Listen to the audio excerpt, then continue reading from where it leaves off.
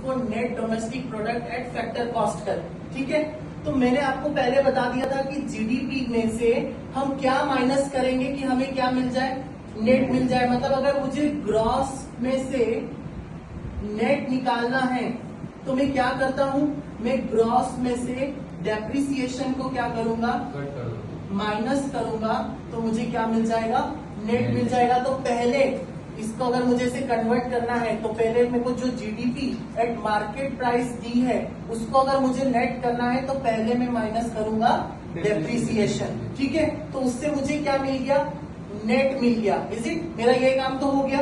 अब दूसरा क्या है कि मुझे मार्केट प्राइस दी है और मुझे बोल रहे हैं फैक्टर कॉस्ट में उसको कन्वर्ट करना है। तो यहाँ पर अगेन मैंने आपको मार्केट प्राइस और फैक्टर कॉस्ट का रिलेशन निकाल के रखा हुआ है। तो market price is equals two factor cost plus net indirect tax. तो मुझे मार्केट प्राइस में से माइनस करना पड़ेगा क्या, नेट इनडायरेक्ट टैक्स, तब जाकर मुझे क्या मिल जाता है, फैक्टर कॉस्ट। इसका मतलब कि इस वैल्यू में अगर मार्केट प्राइस दी हुई है तो मुझे क्या माइनस करना होगा, नेट इनडायरेक्ट टैक्स माइनस करना होगा, तब जाकर मुझे ग्रॉस का net domestic product at factor cost मिल जाएगा।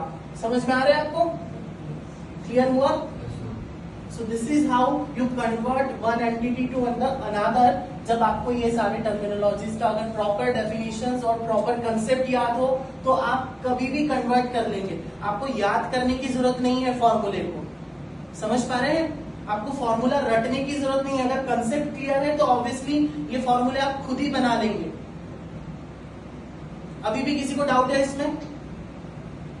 सर मतलब वो GDP minus factor cost, GDP को मुझे क्या करना था, नेट में कन्वर्ट करना था, सॉरी यहाँ पे नेट में कन्वर्ट करना था। तो जीडीपी में ही क्या माइनस करता हूँ मैं, डेप्रिसिएशन। अभी हमने एनडीपी का कंसेप्ट पढ़ा था, तो उसमें क्या किया था हमने, जीडीपी की वैल्यू में से डेप्रिसिएशन माइनस कर दिया था। तो यहाँ जीडीपी को, अभी मार्केट प्राइस को भूल जाओ, जीडीपी में से हमने क्या माइनस कर दिया, डेप्रिसिएशन। तो मुझे क्या मिल गया, एनडीपी मिल गया।